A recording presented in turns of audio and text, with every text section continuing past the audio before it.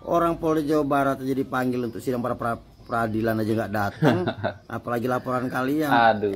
Ini alasan kenapa kalian lapor motor hilang ke polisi nggak ada hasil. Polrinya sendiri loh yang terlibat jual beli motor COD dan terlibat perampokan. Nah susah kan bedainnya mana penjahat mana polisi. Pak, lapor motor saya dicuri. Itu yakin kalian ngelapor ke polisi yang benar? Gimana kalau lu ngelapor ke pelaku yang sekongkol sama malingnya? Iya. Di sini malah modelnya kayak nyalah nih Pak Polisi tuh. Tangkapan Peggy Setiawan itu menurut saya benar, tidak salah tangkap, tetapi teman-teman semuanya menyatakan itu salah tangkap, ya. Peggy memang ketangkep, tapi loading.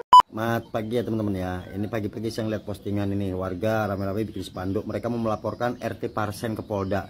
Pertanyaan saya nih sama warga nih, kalian mau melaporkan ke Polda nggak salah nih? Hah? Orang Polda Jawa Barat aja dipanggil untuk sidang peradilan aja nggak datang, apalagi laporan kalian. Emang dianggap laporan kalian? Aduh percuma lapor di situ, banyak oknumnya di situ. Mendingan langsung ke Mabes Polri aja. Percuma, nggak bakal dianggap, nggak cuman iya aja, nggak bakal ditindaklanjuti. Mending kalian ke Mabes beneran. Mabes Polri ya. Kalian kan tahu kemarin aja diundang dia secara resmi. Itu aja nggak datang kan di sidang pra-peradilan. Iya. Sekarang bikin laporan kalian. Ini alasan kenapa kalian lapor motor hilang ke polisi nggak ada hasil. Polrinya sendiri loh yang terlibat jual beli motor COD dan terlibat perampokan. Nah susah kan bedainnya mana penjahat mana polisi. Karena sama aja seragamnya. Iya ini oknum yang kebetulan ketangkap di Medan. Oknumnya 15 orang lagi. Biasanya yang namanya oknum itu kan cuma satu. Lah ini, yang kemarin Polri yang ketangkap kerjasama sama Bandar Bubuk, dekingannya pejabat berstatus jenderal. Lah ini sekarang apakah juga kerjasama sama curanmor? Atau kepalanya perampok? Ups, gimana sih konsepnya? Koreksi kalau benar. Polisi yang harusnya melayani masyarakat tapi malah meresahkan. Belum lagi yang suka memerah supir di jalan, minta uang rokok, keamanan, dan segala macam. Rakyat kecil yang cari uang cuma buat nyambung hidup, buat makan, dan hidup pas-pasan. Malah kalian bikin susah, ironi sekali. Giliran dikritik malah nggak terima.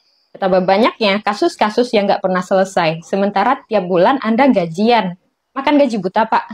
Dan itu gaji Anda dari rakyat loh. Tapi tempat Anda menjilat ke pejabat. Dan hukum kalian cuma berlaku ke mereka. Anda polisi atau begal berseragam. Kalau keluarga Anda kena begal, entar lapornya gimana? Ke siapa? Ke polisi? Pak, lapor motor saya dicuri. Itu yakin kalian ngelapor ke polisi yang benar? Gimana kalau lu ngelapor ke pelaku yang sekongkol sama malingnya? Kita nggak tahu mana polisi yang benar dan mana yang cuma oknum. Tapi oknum hampir sekantor. Gimana nggak trust isu? Gimana nggak mulus tuh kejahatannya? Soalnya dari dalam, misalnya malingnya ketangkap, ditanya, disuruh siapa? Ternyata rekannya sendiri, sesama polisi kampung sebelah. Gitulah gambarannya. Kalau hampir semua oknum polisi jadi penjahatnya. Kalau emang niatnya pengen kaya, udah dagang aja deh di pasar, halal duitnya. Daripada pakai seragam cuma buat meras dan perlihatin kekuasaan. Buat apa? Sekarang apa pendapat kalian tentang polisi? Dan kalau terjadi kejahatan, lu lapornya ke siapa? Udah dah, nggak tahu lagi. Berasa di India gue tinggal sekarang. Jadi guys ya, sekarang ini polisi lagi ya bisa dibilang diuji ya kan. Jadi kepercayaan kepada polisi, masyarakat ini, kepercayaan masyarakat kepada polisi ini semakin berkurang ya kan guys. Karena dulu adanya kasus Sambo ya kan. Sekarang kasus ini ya kan, curian mor ya kan, katanya oknum ya kan. Tapi oknum kok sekantor ya kan. Aduh, iya juga ya kan. Kadang kita pikir-pikir oknum kok banyak sekali ya kan sekantor. Aduh. Netizen ini malah modelnya kayak nyalah nih Pak Polisi tuh. Lah lek seandainya polisi telah tangkap ya. Lah buktinya sing kasus-kasus besar bom teroris barang kayak kok ya iso ketangkap. Tangkapan Peggy Setiawan itu menurut saya benar, tidak salah tangkap, tetapi teman-teman semuanya menyatakan itu salah tangkap ya. Sekali lagi ya, netizen jangan terjebak netizen ya. Bahwa yang beredar Egy ini ada anting-antingnya lobang ya. Ini bisa saja sebagai sebuah obstruction of justice, jadi pengrusakan barang bukti ya. Memang bisa-bisa Egy ini diciptakan ya, dan dia aktif di Facebook ya, dengan apa namanya, seolah-olah dia adalah gitu ya. Jadi jangan kita terjebak di situ teman-teman semua, saya sudah katakan Peggy Setiawan ini ya memang bisa jadi otak atau salah satu pelaku, iya ya. Tetapi teman-teman kaget kenapa hanya seorang kuli bangunan yang ditangkap ya.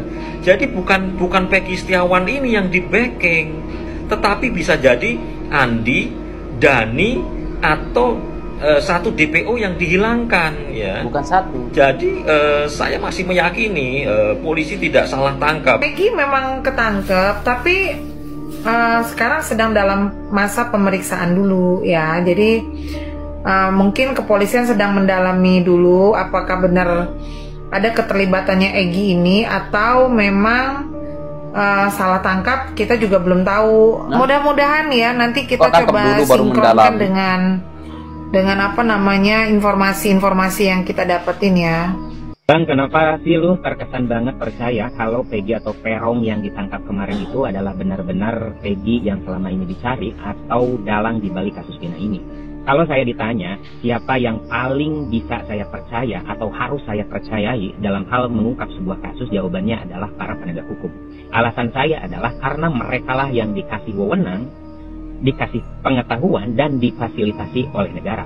Jadi merekalah yang paling mungkin mengungkap atau menutupi sebuah kasus.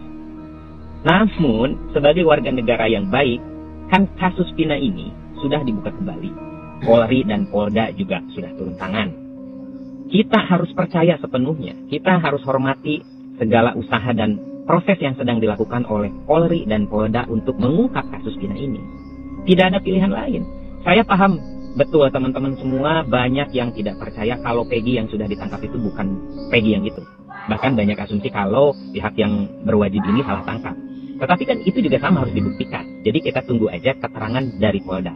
Nah, kalau memang nanti setelah kasus ini dianggap selesai dan banyak kejanggalan-kejanggalan, ya disitulah kita saatnya menyimpulkan kalau para penegak hukum di negeri ini bisa kita percayai atau tidak. Waduh guys, jadi beberapa orang yang di video ini yang mengatakan ataupun meyakini kalau Peggy adalah otak dari pelaku, ya kan? Ataupun DPO yang dicari-cari. Nah, tapi aku pernah berpikir begitu ya guys. Ya nggak apa-apa lah, walaupun kuli bangunan ataupun kuli apa-apa lah ya kan, bisa juga membuat kejahatan ya kan. Tetapi ya kan yang bikin saya ragu bahwa Peggy ini adalah pelaku aslinya ataupun otak daripada pelaku ya kan guys. Buktinya tidak ada. Masa bukti pelaku menghilangkan nyawa orang itu hanyalah ijazah? Ya, masa pelaku ataupun DPO seorang kuli bangunan sampai 8 tahun baru ditangkap? Ya, itu pun udah janggal. Dan dari kesaksian-kesaksian temannya Peggy ini ya, sewaktu kerja sebagai kuli bangunan di Bandung, mengakui kalau Peggy sebenarnya ada di Bandung pada malam kejadian. Dan ada Ibnu, ada Bang Bondol, ya kan, dan lain-lainnya juga. Nah, yang bikin janggal juga, kenapa polisi saya bilang salah tangkap? Nah, seperti 5 teman Saka yang sudah terpidana juga. Kalau teman-temannya mengakui kalau mereka ini tidur di rumahnya anak Pak RT. Nah, jadi di sini kan sudah janggal ya kan. Dan satu lagi Ibtu Rudiana yang menyuruh Liga Akbar ya kan, dan yang lainnya menjadi saksi dan mengarang cerita ya kan. Itu pun udah salah. Nah, seharusnya Pak Rudiana lah yang harus dicecar habis ya kan, karena dari awal saja udah Rudiana ini sudah merekayasa ya kan, saksi-saksi palsu. Nah, ini pun udah janggal. Jadi dari situlah saya berpikir kalau Peggy ini memang salah tangkap dan memang bukan pelakunya. Dan ada bukti chat juga dengan temennya ya kan, kalau kapan pulang, yang masih di Bandung, masih kerja ya kan. Nah, itu semakin menguatkan pernyataan teman-teman Peggy ya, kalau Peggy ini adalah ataupun Peggy ini sewaktu kejadian masih di Bandung. Nah, jadi gitu. Kenapa mereka-mereka ini masih menganggap Peggy ini adalah otak pelakunya? Ya memang lah kan, tidak kuli bangunan, kuli apapun, bisa juga membuat kejahatan. Tetapi khusus untuk Peggy ini memang saya meyakini kalau Peggy bukan pelakunya karena Peggy masih ada di Bandung dan diperkuat oleh Ibnu dan teman-temannya ya, yang ada bukti chat juga ya kan, kalau Peggy ada di Bandung. Nah, jadi saya sangat yakin kalau Peggy memang bukan pelakunya. Dan sekarang ini kan di sidang pra-peradilan Peggy, polisi nggak datang, mangkir ya kan. Kalau sekali lagi nggak datang, ya harus dijemput paksa juga lah ya kan. Oke guys, apa pendapat Anda? Coba nih, kalian komen di bawah. Aku pun bingung lah. Kenapa sekarang nih polisi, aduh diserang juga. Polisi karena polisi sekarang ini bisa dibilang lagi namanya kurang baik ya. Kalau mau baik namanya ya buka kasus ini seterang mungkin ya kan. Dan oke guys, mungkin itu saja untuk video kali ini. Sekian, terima kasih. Assalamualaikum warahmatullahi wabarakatuh. Bye.